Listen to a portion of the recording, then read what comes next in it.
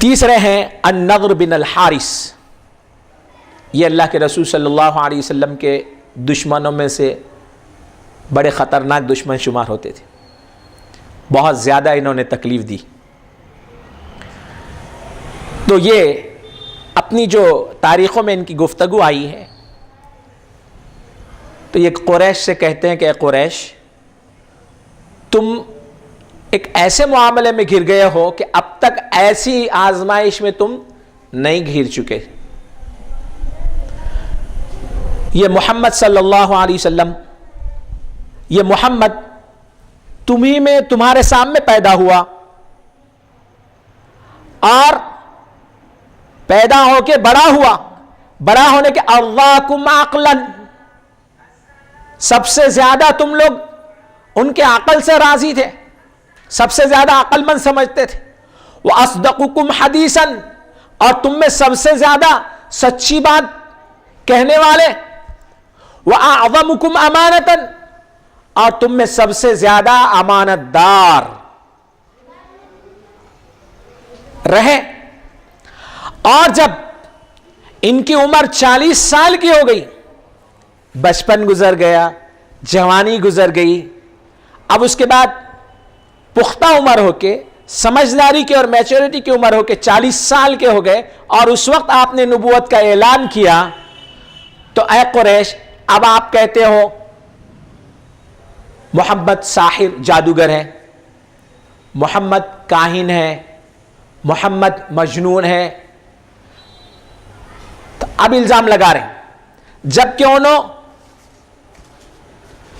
بڑھاپے کے دہلیز پہ قدم رکھ رہے ہیں، تو اس وقت الزام لگا رہے ہیں آپ یہ سارے چیزوں کا۔ حالانکہ جتنے بھی گناہوں کے، شرارتوں کے اور خرابیوں کے الزامات آتے، کب آتے؟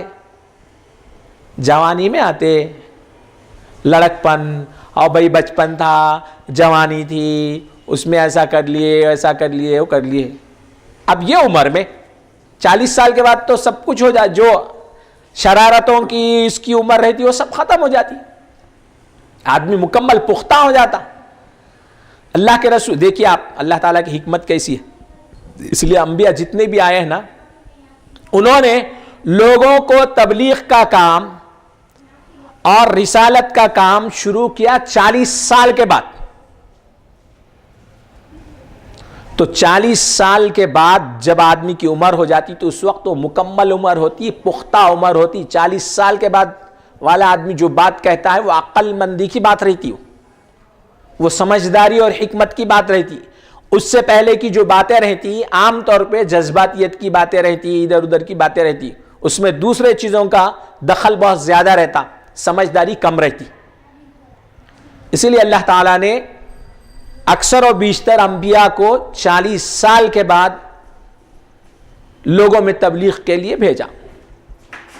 بعثت، نبوت کا اعلان 40 سال کے بعد۔ تو خیر، اللہ کے رسول صلی اللہ علیہ وسلم یہی النضر بن حارث کہہ رہے ہیں کہ محمد صلی اللہ علیہ وسلم کی پوری اتنی زندگی تمہارے سامنے گزری، اور اب آپ بول رہے ہیں انہوں مجنون ہیں۔ اب تک تو آپ ان کے عقل سے راضی تھے، تو تمہاری یہ بات کون سنیں گا؟ اب بول رہے ہیں جادوگر ہے، 40 سال میں کبھی پہلے جادو نہیں کرے، اب کیسا جادوگر ہو گئے؟ اب بول رہے ہیں شاعر ہیں، 40 سال تک انہوں شاعری نہیں کرے، اب کہاں سے شاعری کر رہے ہیں؟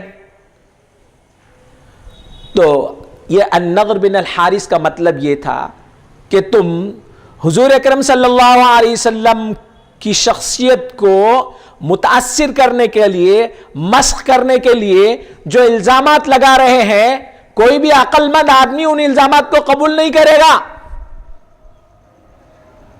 لہذا دوسرا کچھ اور پلان سوچو۔ تو خیر، اس کی گفتگو سے میں یہی ثابت کرنا چاہ رہا ہوں کہ وہ بھی اللہ کے رسول صلی اللہ علیہ وسلم کے بارے میں کہتا ہے اصدقکم حدیثا، تم میں سب سے زیادہ سچ بات کرنے والا، وَأَعْظَمُكُمْ أَمَانَةً، تم میں سب سے زیادہ عظیم شخصیت ہے, عظیم تر ہے امانت کے بارے میں. تو عزیزو, یہ ہے اللہ کے رسول صلی اللہ علیہ وسلم کی زندگی. اب میں آپ کو اس سلسلے میں اللہ کے رسول صلی اللہ علیہ وسلم کی ایک حدیث بیان کرنا چاہتا ہوں. اللہ کے رسول صلی اللہ علیہ وسلم نے فرمایا, ادبنی ربی فاحسن تأدیبی,